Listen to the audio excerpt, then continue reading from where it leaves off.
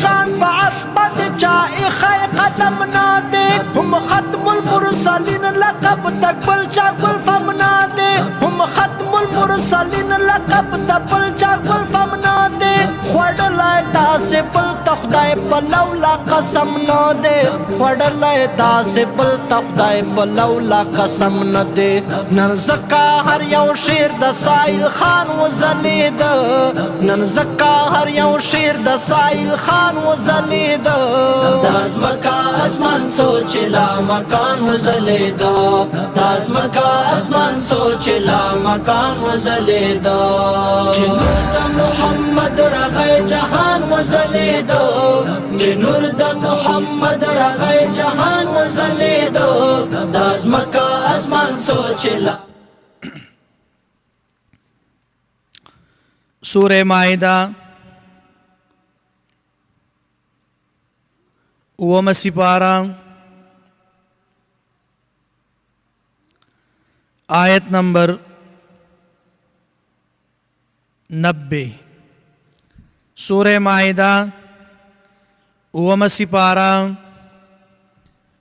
آیت نمبر 90 اللہم صلی علی سیدنا ومولانا محمد وعلى آل سيدنا ومولانا محمد وبارك وسلم عليك سبحانك لا علم لنا إلا ما علمتنا إنك أنت العليم الحكيم رب اشرح لي صدري ويسر لي أمري واحلل عقدة من لساني يفقه قولي رب زدني علما أعوذ بالله من الشيطان الرجيم بسم الله الرحمن الرحيم يا أيها الذين آمنوا إنما الخمر والميسر والأنصاب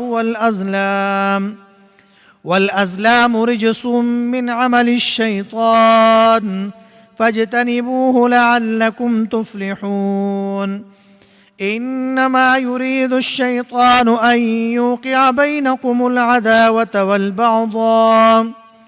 والبغضاء في الخمر والميسر ويصدكم عن ذكر الله وعن الصلاة فهل أنتم منتهون وأطيعوا الله وأطيعوا الرسول واحذروه فإن توليتم فاعلموا أنما على رسولنا البلاغ المبين ليس على الذين آمنوا وعملوا الصالحات جناح فيما طعموا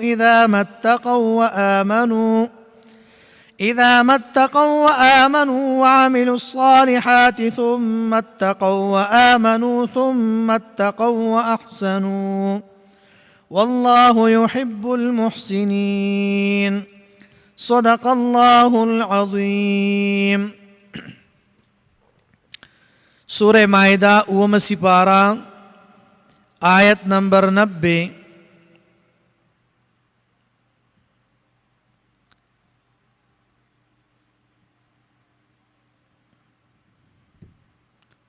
اس دی زینا اللہ جل شانہ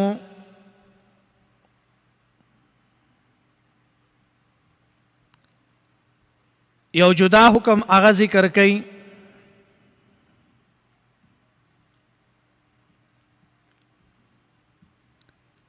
مومنانو تا خطاب کئی مخ کے اوپر مائل چلا تحرموا طیبات ما احل اللہ لکم نو خمر چی اغا شراب دی او میسر چی دا جواری دا نو دا بعضو خلقو پنیز باندی دا طیباتو یعنی دا سیزون پاکو نو رد کئی پاغی باندی چی دا طیبات ندی اللہ فرمائی دا خمر او دا جواری دا شراب او جواری چی دی دا حرام دی مومنانو تا خطاب کئی یا ایوہ الذین آمنو تفسیر قرطبی وی چی دا دا جاہلیت پا خلقو کی دا عادتو نرستو دا ایمان نوم باز آثار دا دی پا باز مومنانو کی اغپاتیو د دې وجې نه خطاب په صفت د ایمان سره وکړو، یعنی صفت د ایمان د دې عاداتو سره دا منافی دی. ابن عطیه رحمت الله علیه هغه فرمایي چې داسې عادت په جاهلیت والو کې وو چې پالونه به رایستل د کتابونو او د مارغانو په ذریعو سره، او بعضې خلک په هغې کې اوسم گرفتار دي چې هغه جاهلانو پیرانو لذي او هغې وله پالونه راوباسي او یا ورته وایي زه به تاله کتاب وګورم، داسې به وکم داسې به وکم. الله فرمایي انما الخمر والمیسر. سورہ بقرہ آیت نمبر 219 کې د دې تفسیر هغه تیر شوی دی، او په مسند احمد کې ذکر دی چې تحریم یعنی حرامواله د شرابو دا په تدریج سره په دریو مرحلو کې راغلی دی. اول په سورہ بقرہ آیت نمبر 219 کې نو بعضو صحابو هغه پریښودل او بعضو به استعمال د شرابو کو. نو په دویمه مرحله کې الله په سورہ نساء آیت نمبر 43 کې وفرمایل یا ایها الذین آمنوا لا تقربوا الصلاة وانتم سکارا. په وخت د مانځه کې د یې منع کړل چې تاسو شراب دا مسکئ د نشې په حالت کې مستمر نږدې کیږئ. نو بیا بغیر د وخت د مونځ نه به بعضې کسانو هغه شراب بیسکل. نو په درېیمه پیره باندې الله جل شانه دا آیات نازل کو. نو ټول صحابه کرام د شرابو نه منع شو او ټول هغه شراب چې کم هغې سره و هغې په ځمکه باندې واړول او چې چا سره د شرابو لوښي و هغې ټول مات کړل. نو لہذا دا آیات صریح دی په تحریم د خمر کې په درې الفاظو سره. الله فرمایي یا ایها الذین آمنوا انما الخمر والمیسر. والمیسر القمار جواری ته وایي، والانصاب یعنی دا اصنام او بوتان، والازلام او غشي. اوس دی آیات کې په حراموالی د خمر کې درې الفاظ دي. یو الله ذکر کوي رجسون چې دا پلید دي. دویم الله فرمای من عمل الشیطان، دا جواری او دا شراب چې دي دا د عمل د شیطانانو نه دي. او دریم نمبر چې دی فجتنبو، الله فرمای ځان بچ کوي، تاسو اجتناب کوي، ځان وساتئ د دې نه لعلکم تفلحون چې تاسو کامیاب شئ. نو په حدیث د بخاری او مسلم کې راغلی دي چې هر کله دا آیات نازل شنو په هغه وخت کې 15 قسمه شراب چې دي دا موجودو. یو د انګورو شرابو، دویم د کجورو شرابو، دریم د ګبینانو، څلورم د غنمو او پنځم د اوربشو. او خمر چې د شرابو دا هر هغه څیز دی چې دا عقل پټوي. یعنی په شراب اسکلو سره انسان دومره هغه نشه شي چې بیا په ځان باندې نه پوهیږي. او حدیث د مسند کې دی چې د دې خرصول او د دې قیمت اغستل چې دي دا حرام دي. کم سړی د شرابو کاروبار کوي یا شراب سکی یا اخلی یا خرسی دا حرام دي. ابن کثیر رحمت الله علیه په دې ځای کې ډیر احادیث په دې مسله کې راجمع کړي دي. په مسلم او په بخاری کې په دې باندې ډیر روایت هغه موجود دي، هغه ځان لکتل پکار دي. ومونږ به دا خبره وکړو چې شراب هر قسم شراب چې دي حدیث مبارک کې راځي چا چې په دنیا کې د دنیا د شرابو یو ګوټی مسکو په ده باندې به په آخرت کې شراب چې دي هغه به پې بند دي. یعنی دته به الله د جنت شراب نه ورکوي. والمیسر هر قسم جواری ته وایي میسر. هر کله چې په جواری سره مال دا په اسانه طریقه باندې حاصلیږي د دې وجې نه د هغې نوم دی میسر کېښودو. میسر وایي اسانتیا ته. لکه یو سړی جواری ته کیني هغه وایي تا سره زما دومره دومره شرط دی، شرط هم حرام دی. یا جواری کوي که دا پلانی وګټه دومره به راکې، که پلانی وګټه دومره به در کوم. نو دا ټول پرې جواری کې راځي. او یا مطلب چې دا پتې متې وغیره دا نور دا کیسې کتاري مو خو پې نه پوهېږو خو دا خلک یې کوي. یا هغه پتې غونته یي، هغه کارډونه غونته هغه کوي. دا ټول چې دي په دې کې راځي. یا نن سبا په دې موبایلو کې بعضې چې دی نو مشران هم پکې دا کارونه کوي، دا حرام دي، دا ګورې ناروا دي. هر قسم جواری الله فرمایي دا حرام ده. نو تفسیر قرطبی وی چې کوم واړه الکان په اکوړو یا په بلورو باندې په خوا به خلکو په اکوړو باندې لبې کولی، اوس بلورای دي یا بلورای شوي یا لړو شو یا په اکوړو باندې لبې شوي او دا د یو بل نه ګټي او بایلي. نو امام قرطبی رحمت الله علیه فرمایي چې دام په میسر کې راځي، دام جواری ده. کم خلک چې لړو کوي په موبایلو کې دام جواری ده، که په کورونو کې لړو کوي هغه لړوګانې اغستی دام جواری ده. بیا فرمایي والانصاب جمع د نصب دا یا د نصبون ده، په اصل کې په معنا د مفعول سره دی، یعنی منصوب یا ادرول شوی مقرر کړی شوی.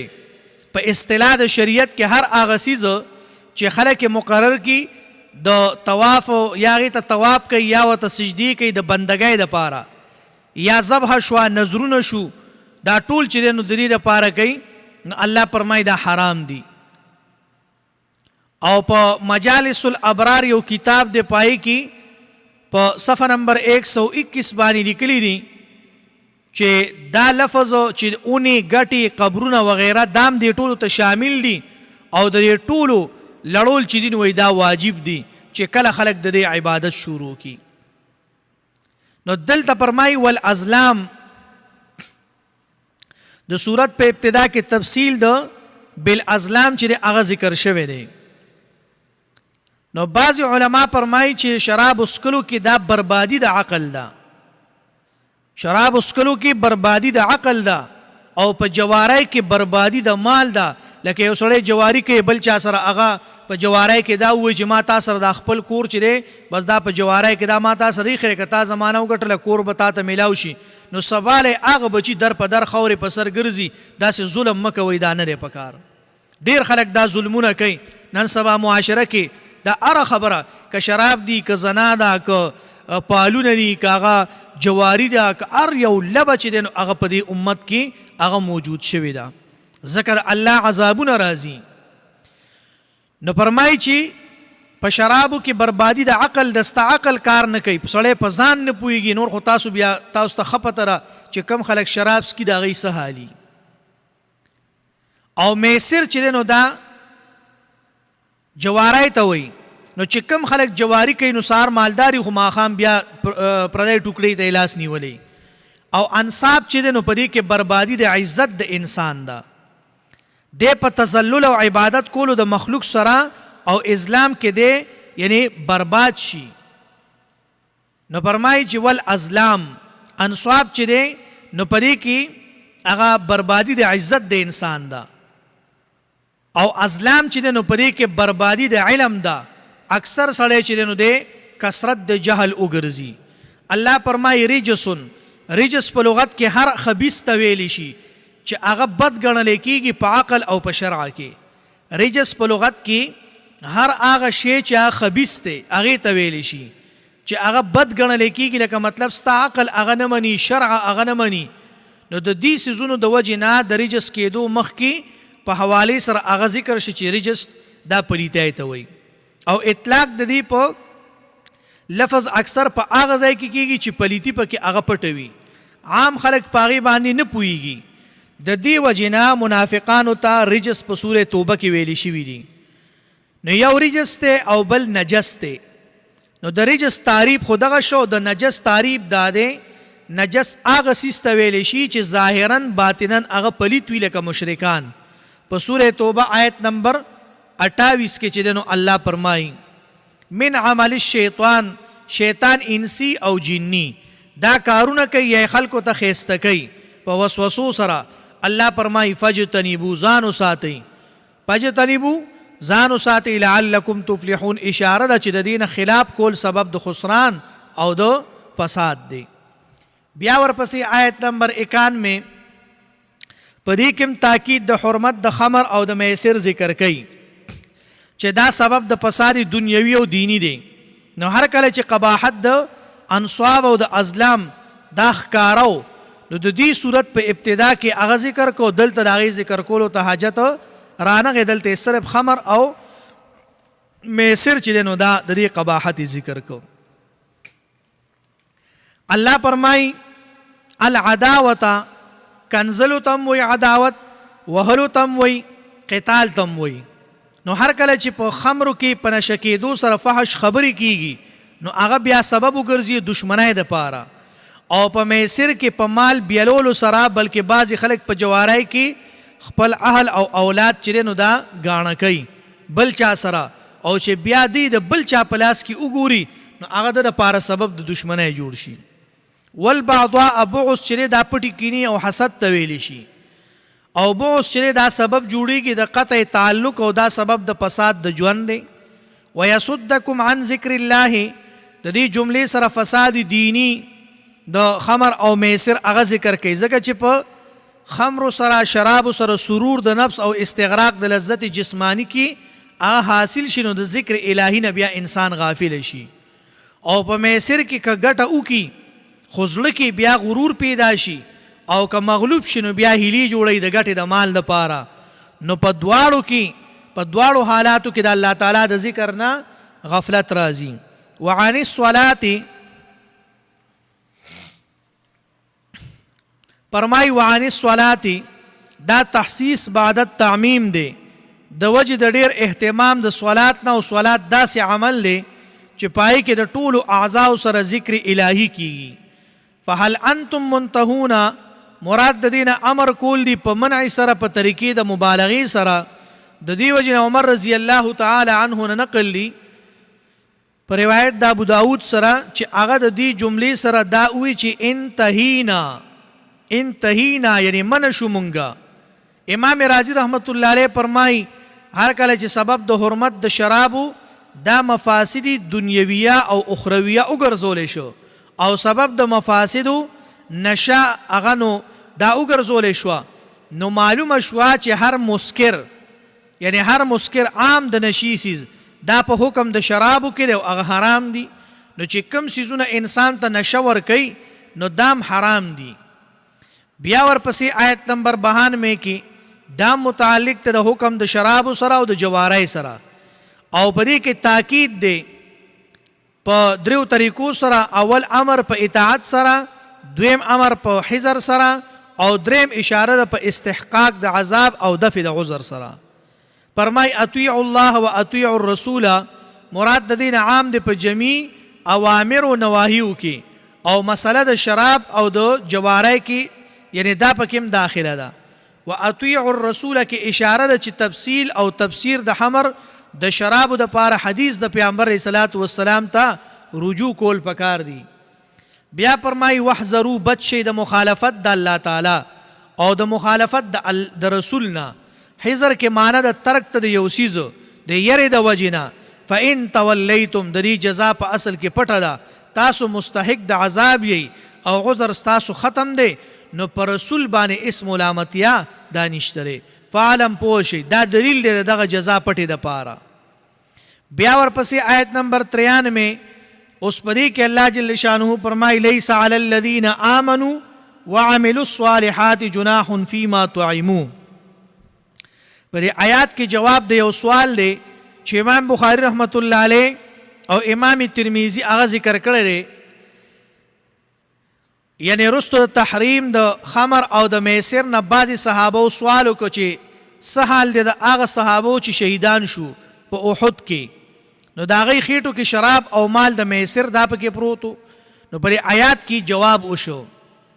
الله فرمای لیس علی الذین آمنوا وعملوا الصالحات جناح فيما طعموا اذا ما اتقوا وآمنوا وعملوا الصالحات ثم اتقوا وآمنوا ثم اتقوا واحسنوا.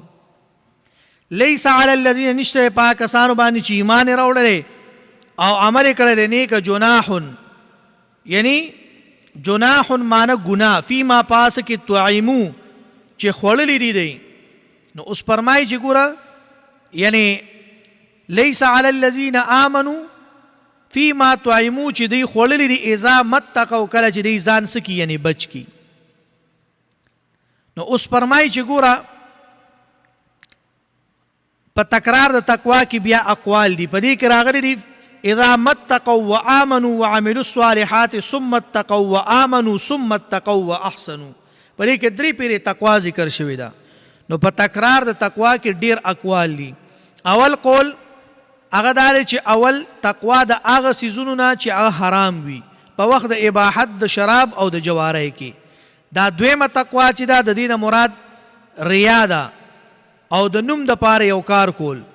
او دریمه تقوا چې دا د نسبت د عملونو نه یعنی خپل ځان ته په طور د تکبر سره هغه کتل، یعنی خپل عملونو ته چې ما خو ډېر ښه عملونه کړي دي. دویم قول پکې دا دی چې اول تقوا د کفر او د شرک نه ده، دویم د کبایرو ګناهونو نه، او دریمه د صغایرو او د شبهاتو نه ده. نو الله فرمای لیس علی الذین آمنوا وعملوا الصالحات جناح فيما طعموا اذا ما اتقوا وآمنوا وعملوا الصالحات ثم اتقوا وآمنوا ثم اتقوا واحسنوا ان والله الله تعالی يحب المحسنین. الله تعالی خوخی هغه خلق چې هغه نیکوکار دي، هغه نیکای والدي. بیا ورپسې آیت نمبر 94 هر کله چې په آیت نمبر 87 کې هغه سيزونه ذکر کړل چې همیشه حلال وي، نو په آیت نمبر 90 کې هغه ذکر کړل چې رسل د تحریم نه همیشه حرام وي. اوس هغه سيزونه ذکر کوي چې د خاص مکان یا حالت د وجې نه حرام وي او بل ځای او وخت کې هغه حلال وي، یعنی بل ځای کې او په بل وخت کې هغه حلال وي او د هغې نه تعبیر کېدی شي په تحریمات الهیه سره. الله فرمایي یا ایها الذین آمنو، لکه مثال ګوره اوس د دې په دې ربط کې مونږ ووي چې هغه څیزونه چې هغه ذکر کوي چې په خاص ځای په خاص حالت او په خاص مکان کې هغه څه وي، یعنی د خاص حالت او د خاص مکان د وجې نه هغه حرام وي او بل ځای کې هغه څیزونه حلال وي. لکه اوس مثال یو سړی دی هغه ښکار کوي او دلته په کلي کې ښکار کوي، یا د مړزانو کوي یا د میانو کوي یا د بل څه کوي، د کونترو کوي. اوس د دپاره دلته دا حلال دی، خو که چېرې دی حرم ته لړو نو یو خو هغه خاص مکان شو، دویم دا دی چې کله د احرام وتړو هغه د خاص حالت شو، نو د دې وجې نه هغه الله حرام کړی دی. نو دې آیات کې دقه خبره کوي یا ایها الذین آمنوا لیبلونکم الله. ټول احکام الهیه چې انسانان په هغې سره مکلف وي نو هغې ته ابتلا ویلی شي. لیبلونکم الله یعنی احکام الهیه چې انسانان په هغې سره مکلف وي نو هغې ته ابتلا ویلی شي. او بیا چې د عیسیان سبب قریب موجود شي او د هغې طاعت کولو کې مشقت وي نو دا ابتلا بیا سخته ده. دلته مراد دا رستو ابتلا ده. تنالوه ایدیکم، لکه مثال اوس هلته حرم کې هغه چې دی نو هغه سبب قریب او مطلب که ته هلته کې ښکار کې ته پې ګناهګاریږي نو هغه تا ته موجود دی، خو د هغې په منلو کې اوس تا ته مشقت دی، سختی ده په تا باندې، ته نشي کولی. نو تنالوه ایدیکم چې ښکار کول آسان دی لیکن الله تعالی حرام کړی دی او دا ابتلا د ښکار په شان د ابتلا د بني اسرائیلو ده، لیکن هغوی په ابتلا کې ناکام شو او دا امت په دې ابتلا کې کامیاب دی. نو دلته خطاب دی هغه مؤمنانو ته چې په حرم کې وي او یا په احرام کې وي، په حرم کې وي او یا په احرام کې وي. بشیء من الصید دا من د پاره د تبعیض دی، یعنی د اوچې بشیء. تفسیر خازن علامه زمخشری وی چې په دې کې اشاره ده چې دا ابتلا لږه او اسانه ده په نسبت د نورو عظیم فتنو چې په هغې کې اکثر خپې هغه خویږي. نو بشیء دا په سورې بقره کې هم تیر شوی دی، نو دلالت کوي چې دغه ابتلاګانې لږې دي په نسبت د نورو فتنو سره. تنالوه ایدیکم یعنی واړه بچي او اګی او هغه چې رفتار کمزوري نو انسان په لاسونو سره هغه نیولی شي. ایدیکم کې دا داخل دی، یعنی جالونه اچول یا دامونه هغه خورولو. ورماحکم لوی ساروي د ښکار چې هغه تیښته کولی شي او بدن یې غټ وي نو بغیر د نیزې نه هغه نه راټینګېږي. لیعلم الله من یخافه بالعیب، نو لیعلم الله تعالی جدا کوي یعنی ښکاره کړي دی الله تعالی من هغه چا لره یخافو چې یریږي د هغه نه بالغیب غیبانه. دا علت د غایې دی، د ابتلا دی، مراد د یعلم نه اظهار او تمیز دی په علم د خلکو کې. اگر چې الله تعالی ته د مخکې نه هغه معلوم دی او دې ته علم بعد الوجود ویلی شي، رستو د علم قبل الوجود نه. نو الله فرمایي من یخافه بالغیب، دا خوب ایمانی دی چې د وجه د یری د عذاب او د عذاب د الله تعالی نه، د حرام او د سوید نه اغزان ساتي. بالغیب دا په محل د حال کې دی، یعنی په غیر د لیدو د نه الله تعالی لره، دا غوره ایمان دی په نسبت د هغه چا چې الله تعالی لره که بالفرض اویني او بیا یره کوي. نو داسې په سورې انبیا کې دي چې غیب نه مراد د زړه اخلاص دی، د زړه اخلاص دی چې په دې سره تا الله لیدلی نه دی او ته د الله نه ویریږي. فمن اعتدى مراد د دې نه ښکار کول دي په حالت د احرام یا د حرم کې. فله الله فرمایي که چېرې تا په حالت د احرام کې یا د حرم کې ښکار وکړو نو فله عذاب علیم، مراد د دې نه د دنیا سزا ده. بیا ورپسې آیات کې ذکر د عذاب اخروي دی په شرط د توبې نه کولو. یو سړی ګناه وکړو توبه نه وباسي. آیت نمبر 95 الله فرمایي یا ایها الذین آمنو، په دې کې تفصیل د حکم د ښکار کولو دی په حالت د احرام کې، او دا دنیوي عذاب هغه سزا ده. لا تقتلوا دا بیان د ابتلا دی په طریقې د نهي سره. قتل عام د که په ذبح کولو سره وي او که په خپي کولو سره وي او که په ګټې ویشتو سره وي، دا عام د هر یو د ښکار او د ژوندي سیز ته، که خوراک شرعا حرام وي او که حلال وي. د دې وجې نه په حدیث د صحیحینو کې 15 سیزونه چې دي دا مستثنا دي. 15 سیزونه چې دي دا مستثنا دي. دا ته په موس کې مړولی شي، دا ته هلته لرې کولی شي. یو خدا دی چې کارغه دا مستثنا دی، دویم دا دی چې ټپوسو، او دریم دا دی چې لړم، او څلورم دا دی چې منګک، او پنځم دا دی چې حمله کوونکې سپی یا هغه مارغه چې هغه حمله کوونکې دی. او یو روایت کې ورسره د لړم په ځای باندې مار راغلی دی. نو فرمایي وانتم حرم، دا عام د نارینه او زنانو ته، او که په حرم کې وي او که بهر وي. متعمدن یعنی احرامي یا یعنی احرام یا ای او یا مطلب دا چې په احرام کې وي دی او په د قتل کولو اراده یې وي. نو چې اوس دې مثال په احرام کې هم دی او د په زړه کې د قتل اراده هم ده، نو دا قصدن عمدن شو، دې ته متعمدن وي. امام زهري وي چې په سنت سره د خاطوی او ناسی، خاطوی معنی خطاکار، ناسی معنی هیرون کې، دا حکم معلوم شوی دی. نو دا جمهور اهل علم مذهب دی. فجزاء عبارت پټ یعنی فعلیه جزاء، فعلیه جزاء مثل چې دا بدل دی د جزا نه. نو فرمایي چې یعنی فجزاء، اوس دې کې دا جزا چې دی الله فرمایي چې فجزاء مثل فعليه جزاء ما قتل، هغه ښکار په مثل د هغه ښکار من النعم چې هغه چارپایان دي. یعنی دا من په من النعم کې دا بیان دی، یعنی مقتول د ساروي هغه نوي یا بیان دی د مثل. مماثلت چې دی نو دا دوه قسمونه دي، یو ته مماثلت په شکل او خلقت کې ویلی شي، او دویم مماثلت یو شانواله په قیمت کې. نو قول د جمهور اهل علم دا دی چې د کومو سیزونو مماثل هغه سوري شته نو هغه په جزا کې لازم وي، او چې مماثل سوري نه وي نو بیا به په بدل کې قیمت ادا کیږي.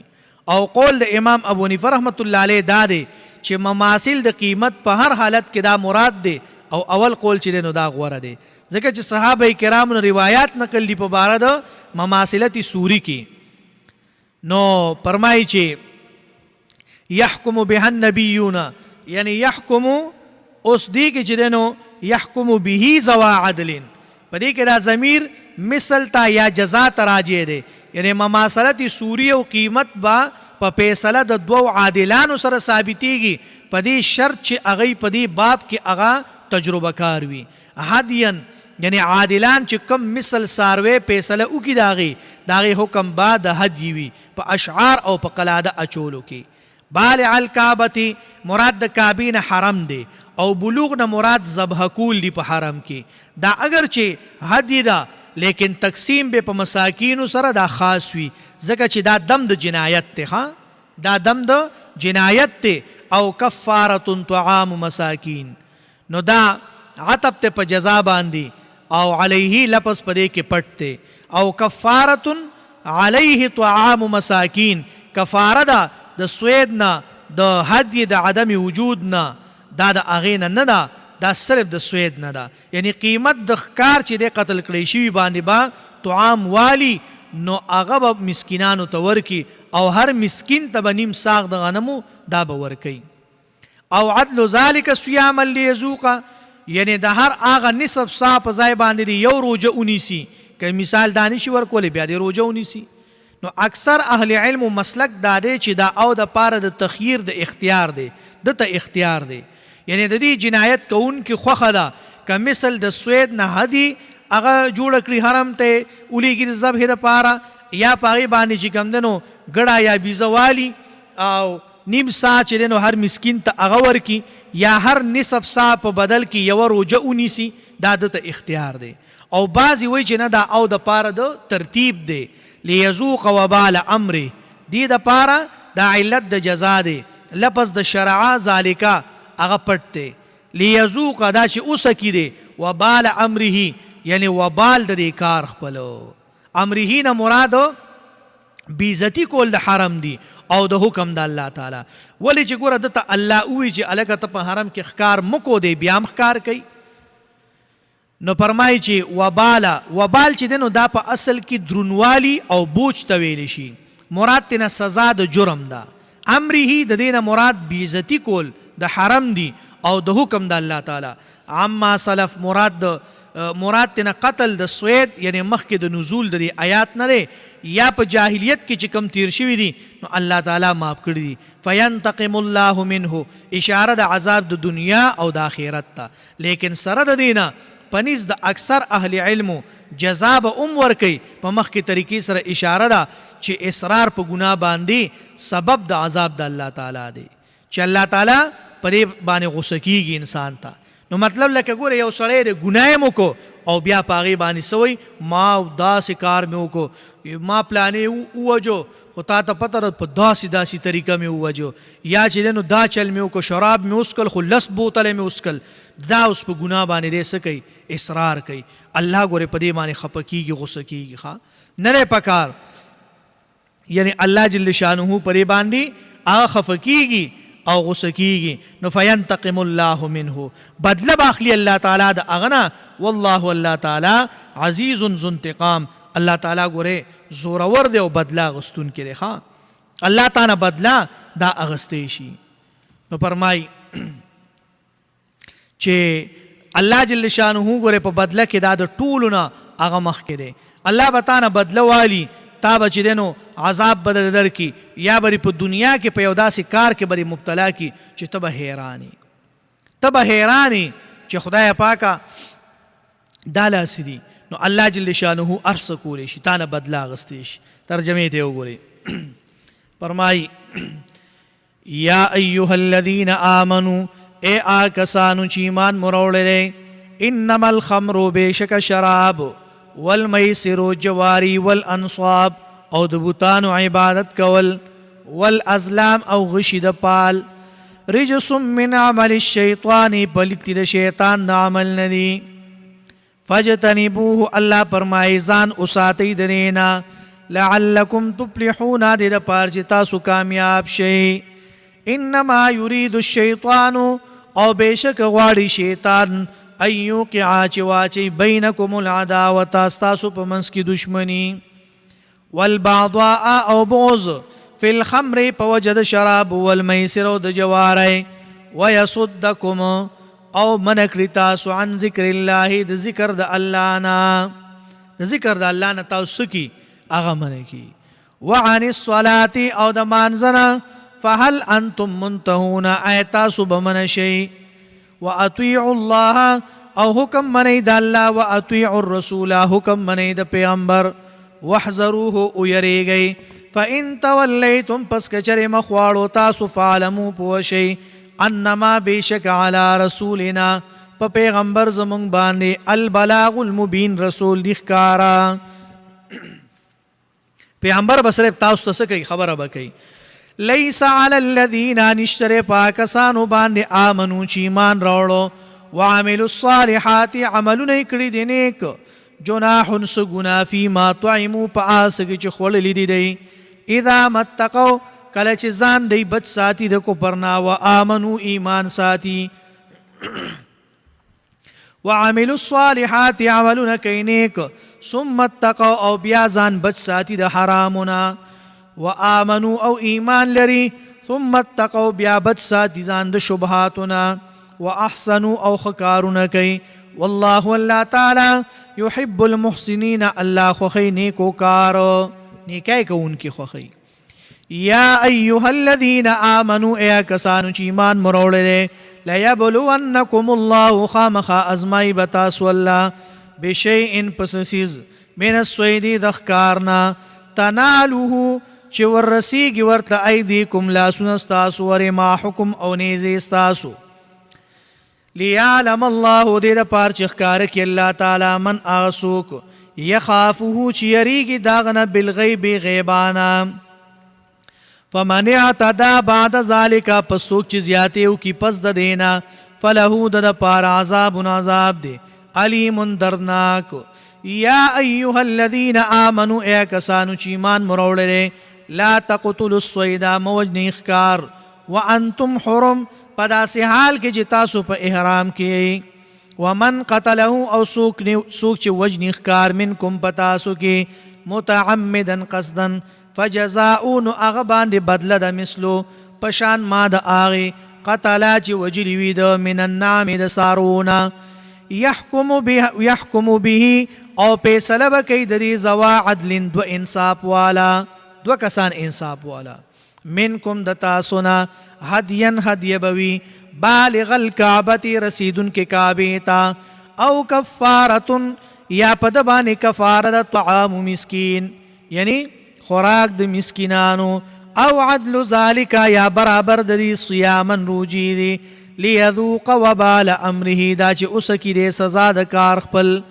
عفا الله عما سلف یعنی معاف کړي دی الله تعالی عما د هغه سنا سلفا چې شوي دي عنوان دی ومن عاد او څوک چې یعنی دوباره کړي وي دا ښکار او څوک چې دوباره وکړي دا ښکار فینتقم الله نو بدله بوالی الله تعالی منه داغنا والله الله تعالی عزیز زورور دی ذو انتقام او بدلا غستون کې دی یعنی الله تعالی زورور دی او بدلا غستون کې دی یعنی الله بدن نسو کی بدله بتن اغوالی نو الله تعالی بدله انسان نه اغستی شي بیا ورپسې آیات ته وګورئ ټیم لاشتا نو فرمای دلته اوس ورپسې آیت نمبر 96 مخکې حکم ذکر شي ابتلا په حالت د احرام کې او داغي سزا اوس دلته ذکر کوي چې ابتلا په حرم کې په تقسیم د سوید سره احل لکم خطاب د مسلمانانو د په عامو حالاتو کې سره د حالت د احرام نه سوید البحر د لوندی ښکار هغه چې داغي ژوند په غیر د اوبو نه نشي کېدی او لکه میش و طعامه فرق داره چې سوید هغه چې تازه وي او طعام داغي یعنی سوید ښکار هغه چې هغه تازه وي او طعام هغه چې مالګه په اچولی شوي تر ډیر وخته پورې هغه سوي هغه ساتل کیږي او دا د طعام او د سوید په مابین کې فرق دی دویم فرق دا دی چې سوید دی ته وایي چې انسان د دریاب نه پس طریقې سره یا پس آلی سره ژوندی راوباسي او طعام هغې ته وایي چې دریابي مړ راوغورځوي نو دلیل په هغې باندې حدیث د بخاري او د مسلم دی د صحابه کرامو چې دریاب نه یو مې راغی او هغه دریاب راوغورځو او دوی تېنه چې دی تر 18 ورځو پورې خوراک کړو پیغمبر علیه الصلاة والسلام ته د هغې نه څه عیسۍ چې دی نو هغه هم وړې وه او کوم حدیث چې په باره د منه د سمک طوافي ورته وایي په هغې کې راغلی دی نو هغه محدثینو ضعیف کړی دی چې دا حدیث ضعیف دی او قرطبي په هغې باندې بیا تفصیلي هغه باس یې کړی دی په هغې باندې تفصیلي باس چې دی دا تفسیر قرطبي هغه یې کړی دی نو فرمایي چې متاعا لکم وللسیاره اول قسم په حال حضر کې او دویم قسم په حالت د سفر کې دا پکار راځي نو فرمایي چې وحرم علیکم صید البر ښکار کول او ښکار ذبح کول او ښکار خوړل په دې شرط چې هغه د پاره یعنی ښکار شوی وي یا هغه امر هغه کړی وي نو دا ټول حرام دي وحرم علیکم صید البر د ښکار کړی یا خوړلی یا مطلب اشاره کړی او امر یې کړی نو دا ټول حرام دي. او تحریم په دې صورت کې هغه 3 پیرې ذکر شوی دی، یو په آیت نمبر 1 آیت نمبر 95 او بل په دې آیات کې آیت نمبر 96. واتقوا الله او یریږئ د الله تعالی نه، یعنی الله تعالی نه او یریږئ تاسو. دام تاکید د حرمت د پاره دی، ها دا تاکید د پاره د حرمت دی. نو وګورئ ترجمه ته فرمای احل لكم الله فرمای حلال کړی شوی تاسو د پاره صید البحر اخکار د دریاب وطعامه خوراک داغي متاع لكم یعنی پیدا درکې تاسو ته وللسیاره او د مسافر د پاره وحرم حرام کړی شوی دی علیکم پتا سو باندې صید البر یعنی اخکار د اوچه ما دمتم ترسو پوری شي تاسو حرمن په احرام کې. واتقوا الله او یریږئ د الله نه الذي اغى الله تعالی الیه چاته تحشرون تاسو بجمع کول شي. صدق الله العظیم. آمین. الحمد لله رب العالمین والعاقبة للمتقین والصلاة والسلام على رسوله محمد وآله واصحابه اجمعین. یا الله زموږ د ټولو ګناهونه معاف کړي. الله چې کوم صغیره کبیره ګناهونه دي الله په ټول باندې عفو کرم راکاږي. الله پیغمبر علیه الصلاۃ والسلام چې کوم د خیر دعاګانې کړي الله راغی نه مونږ ته خیر راکړي. الله چې د کوم شرور آفتونو مصیبتونو نه پناه وختله الله راغی نه مونږ ته پناه راکړي. الله زموږ د ټولو په حال باندې رحم وکړي. الله زموږ ټول نه راضي شي. الله زموږ د ټول نه راضي شي. الله مونږ ټول ته خپل رضا نصیب کړي. الله چې سوره بیماران دي الله ټول ته شفای کامله عاجله نصیب کړي. الله سوره مسلمانانو فات شوي دي الله د ټولو قبرونو نور نډک کړي. الله د جنت د باغچونه باغچې وګرځي. الله زموږ د ټولو په حال باندې رحم وکړي. الله چې چاته سوره مشکلات دي الله د ټولو مشکلات حل کړي، د ټولو پریشانۍ ختم کړي. الله مصیبتونه تکلیفونه تنه لري کړي. الله مونږ ټول د ظالمانو د ظلم نه، شریرانو د شر نه، حاسدینو د حسد نه، بغضیانو د بغض نه، ساحرانو د سحر نه، نظربازو نظر نه الله مونږ وساتي. الله مونږ وساتي.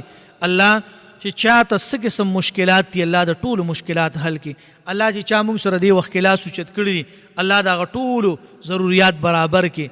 الله د زړه جایز مقاصد برابر کړي. الله شرعي حاجتونه برابر کړي. الله مونږ ټول د حرامو نه وساتي. الله مونږ ټول چې نو مونږ له حلال رزق راکړي. الله مونږ ټول ته د حلال ګټلو توفیق راکړي. الله کړه چا کورونه ني الله غي ته کورونه ورکړي. الله کړه چا اولاد ني الله غي ته اولاد ورکړي. الله کړه چا کور وي پای کې جنگونه جګړې دي الله هغې کې مینا محبت پیدا کړي. الله کړه چا نارینه اولاد ني نارینه اولاد ورته ورکړي. الله کړه چا نارینه اولاد وي الله نیک عمل صالح لوی کړي. الله کړه چا کورونه آباد ني الله د هغې کورونه آباد کړي. الله د هغې کورونه آباد کړي. الله چې چا د خپل کورونه نشته الله هغې ته خپل کورونه ورکړي. الله هغې ته خپل کورونه ورکړي.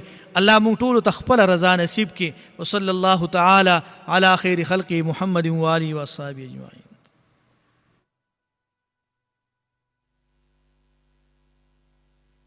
جبرائیل راغ پاک رسول ته په گفتار